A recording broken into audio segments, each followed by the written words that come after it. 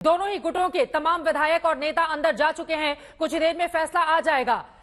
3 बातें जिस पर इस वक्त महाराष्ट्र समेत पूरे देश की निगाहें हैं, जिसके बारे में आप जानकारी देंगे। साहिल, 3 बातों पर नजर लगी हुई है। क्या जो एकनाथ शिंदे और उनके विधायकों ने जून 2022 में किया, मुंबई से उठकर सूरत और सूरत से चार्टर फ्लाइट में गुवाहाटी वो गए, एक के बाद एक विधायक उनको ज्वाइन करते रहे और यहां पर उद्धव ठाकरे की सरकार गिर गई। क्या उनका ये रवैया और उसके बाद मुंबई लौटने के बाद उद्धव ठाकरे के आदेश के खिलाफ राहुल नार्वेकर के विधानसभा अध्यक्ष पद के चुनाव में उनको वोट डालना, क्या वो सब सही था? क्या उसके लिए उन पर डिस्क्वालिफिकेशन की कार्रवाई होनी चाहिए, इसका फैसला होगा? या फिर उद्धव ठाकरे की शिवसेना उनकी शिवसेना नहीं रही थी, असली शिवसेना नहीं रही थी, क्योंकि ज्यादातर विधायक एकनाथ शिंदे के साथ हो गए थे और जो 10th शेड्यूल में अभिप्रेत नहीं है, जो एंटी डिफेक्शन कानून में अभिप्रेत नहीं है, उस पर मेजॉरिटी टेस्ट लगाकर, मेजॉरिटी विधायक किसके पास में है वो टेस्ट लगाकर एकनाथ शिंदे की पार्टी ही असली असली शिवसेना है, यह करार देकर उद्धव ठाकरे के साथ जो 14 विधायक बचे हैं उन विधायकों के खिलाफ डिस्क्वालिफिकेशन की कार्रवाई होती है। नंबर 2, जिसमें आदित्य ठाकरे के खिलाफ याचिका दायर नहीं की गई है।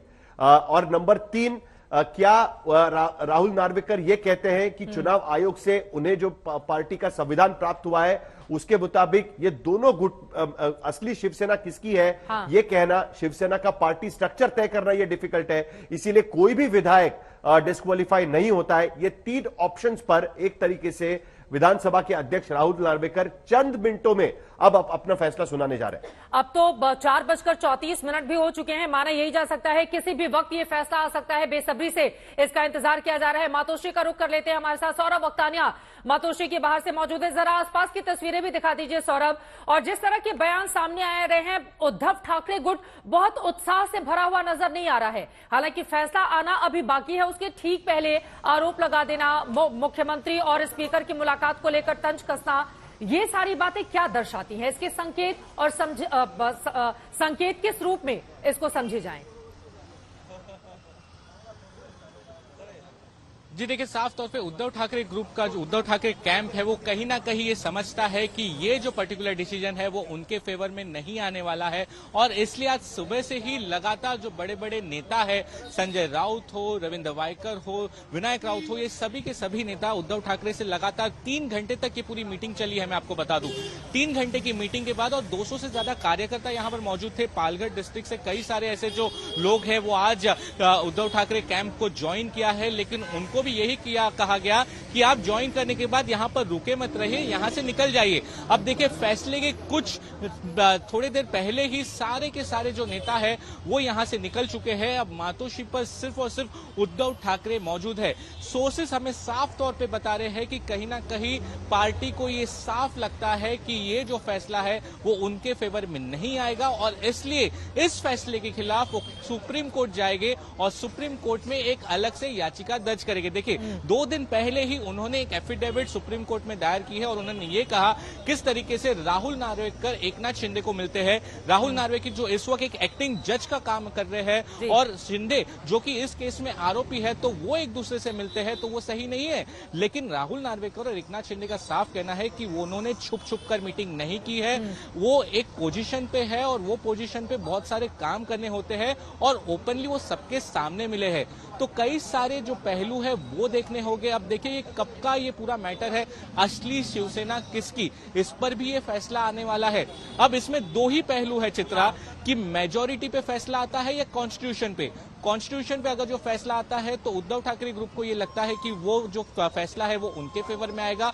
एकनाथ शिंदे का कहना है कि मेजॉरिटी के ऊपर ही फैसला आएगा, मेजॉरिटी के आधार और मेरिट के आधार पर फैसला आएगा। यानी कि 67% असेंबली की और नेशनल लेवल पे 75% उनके पास है, तो मेजॉरिटी की बात आएगी तो उनके हक में ये फैसला आएगा। तो बस अब से कुछ ही मिनटों में, देखिए 4 से 4:30 का समय अब बीत चुका है, बस अब कुछ ही मिनटों में जो है वो फैसला सुनाया जाएगा और ये लाइव टेलीकास्ट फर्स्ट टाइम पूरे देश को ये देखने को मिलेगा। जब फर्स्ट टाइम एक स्पीकर ये पूरा फैसला सुनाएंगे तो काफी ज्यादा इंटरेस्टिंग होने वाला है।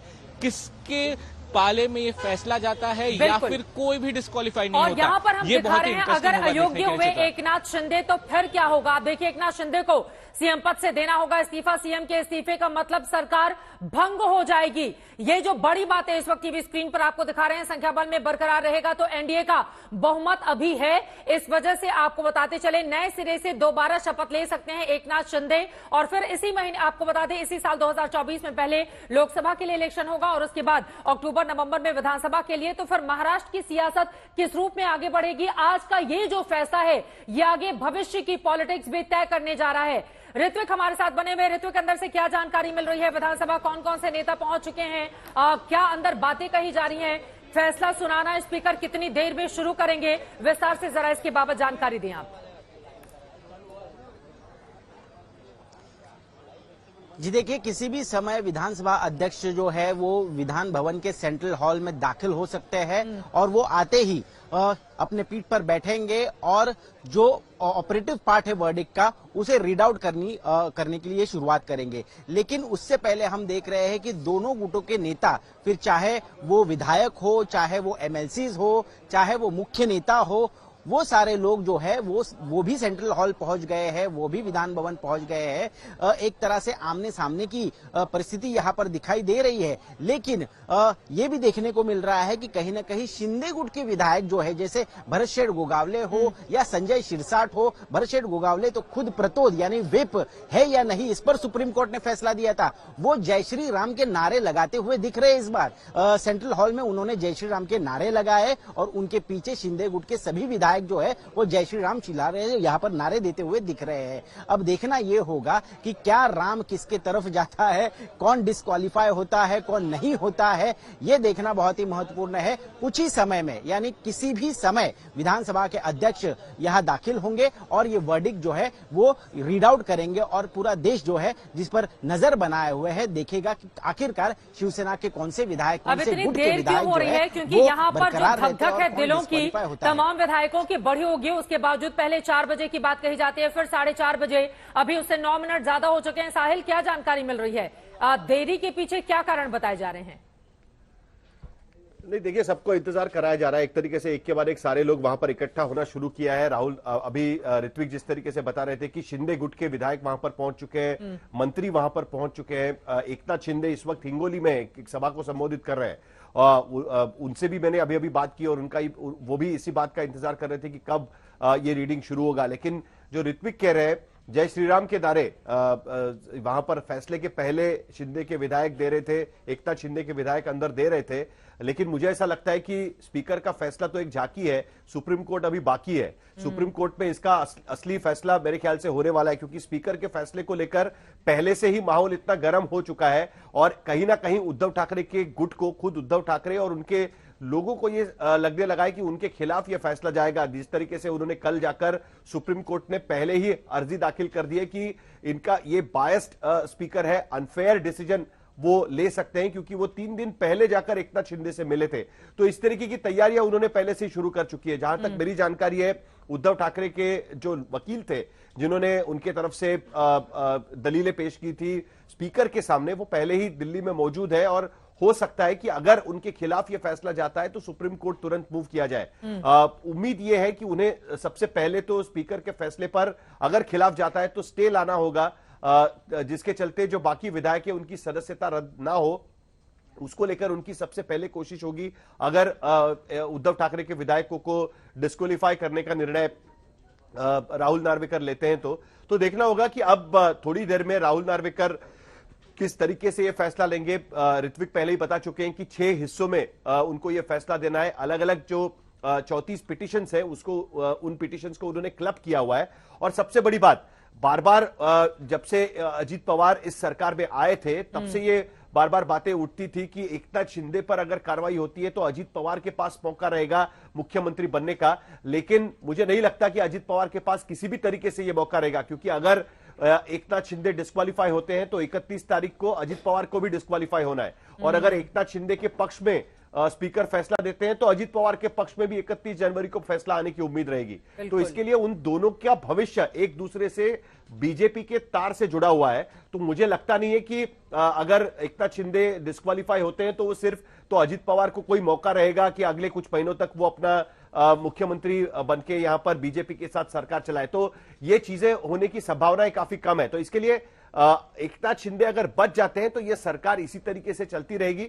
लोकसभा चुनाव के बाद आगे की बातें तय होगी, क्योंकि तब तक शायद सुप्रीम कोर्ट में इसके बारे में कुछ फैसला आ जाए, क्योंकि यह फैसला सिर्फ एकनाथ शिंदे या शिवसेना मामले का नहीं है। यह फैसला जो एंटी डिफेक्शन कानून जो वाजपेयी सरकार के समय सख्त बनाया गया था, 10th शेड्यूल में पार्टी में स्प्लिट का प्राविधान निकाल दिया गया था, उस पर यह फैसला एक तरीके से होने जा रहा है। उस प्रावधान को कितना अब देश में माना जाएगा, क्या रीजनल पार्टीज का भवितव्य कितना सेफ है, यह भी इस फैसले से एक तरीके से समझ में आएगा। तो ये फैसला इलेक्शन कमीशन का साहिल ऐतिहासिक फैसला होगा। दो तीन बड़ी बातें आपकी ओर से कही गई। बीजेपी का जो तार है उसकी झंकार कितनी ज्यादा है, उसका भी आज फैसला होने वाला है, क्योंकि यकीनन बीजेपी केंद्र में है सबसे ज्यादा विधायकों वाली पार्टी, लेकिन यहां पर उसके मुख्यमंत्री नहीं बल्कि डिप्टी सीएम बनकर फडणवीस शिंदे सरकार में है। दूसरी तरफ आपकी ओर से कहा गया कि भविष्य में अजीत पवार का क्या होगा, इसी जनवरी के महीने में उनका भी फैसला हो जाना है। लेकिन इन सब के इतर शिंदे इतने आत्मविश्वास से लबरेज दिखाई देते हुए बार बार इलेक्शन कमीशन का जो फैसला आया था उसका हवाला दे रहे हैं, तो उसका असर भी कहीं देखा जा सकता है क्या इस कॉन्फिडेंस के पीछे?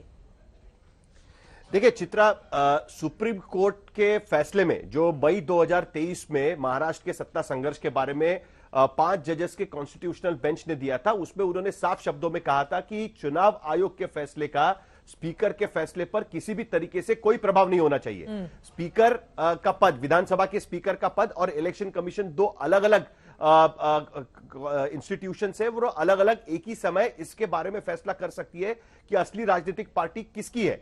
सुप्रीम कोर्ट ने यहां तक कहा था कि इलेक्शन कमीशन का फैसला कुछ और हो सकता है और स्पीकर का फैसला कुछ और हो सकता है, उनको अलग अलग तरीके से सोचना है।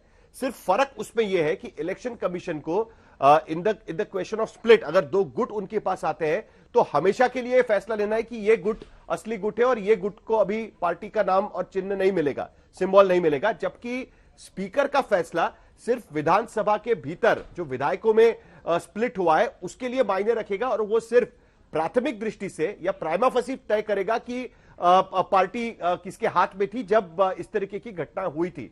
तो राहुल नार्वेकर, लेकिन इलेक्शन कमीशन ने जो ट्रिपल टेस्ट लगाई थी, कोई भी इस तरीके के स्प्लिट के मामले में इलेक्शन कमीशन एक ट्रिपल टेस्ट लगाता है। एक, पार्टी के ध्येय और पार्टी का जो विचार है वो किसके हाथ में है, 2, पार्टी का कॉन्स्टिट्यूशन क्या कहता है, पार्टी का संगठन का स्ट्रक्चर किसकी तरफ है, और आखिर में पार्टी में से जीते गए विधायक और सांसद किसकी तरफ ज्यादा है, उनकी संख्या किसकी तरफ ज्यादा है।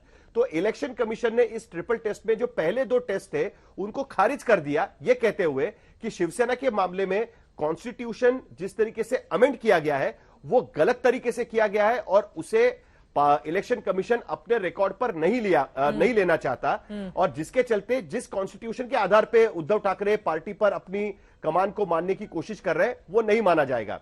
तो आखिर में उन्होंने आखिरी टेस्ट यानी विधायक और सांसद किसके पास ज्यादा है उसके आधार पर पार्टी का नाम और चिन्ह एकनाथ शिंदे के हाथ में दिया। अगर वही ट्रिपल टेस्ट राहुल नार्वेकर भी अप्लाई करने की कोशिश करते हैं तो जाहिर सी बात है कि एकनाथ शिंदे का कॉन्फिडेंस कहां से आता है वो मुझे आपको कहने की जरूरत नहीं है। वो बात यहीं से आती है कि ये ट्रिपल टेस्ट शायद लागू किया जाएगा और उस ट्रिपल टेस्ट के आधार पर राहुल नार्वेकर अगर फैसला लेते हैं तो शिंदे को यह कॉन्फिडेंस है कि उनके ही पक्ष में यह फैसला जाएगा और उद्धव ठाकरे के विधायक शायद हो सके तो डिस्क्वालीफाई हो। 14 विधायकों के खिलाफ यह याचिका फाइल की गई है, आदित्य ठाकरे को बख्शा गया है और जो नई विधायक बाइपोल में जीतकर आई थी उनके खिलाफ यह पिटीशन नहीं है।